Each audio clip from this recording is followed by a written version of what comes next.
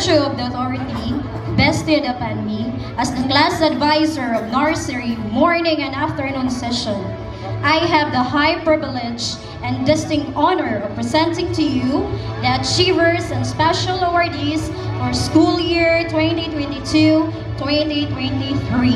Head honors, Total Liam Andrew C.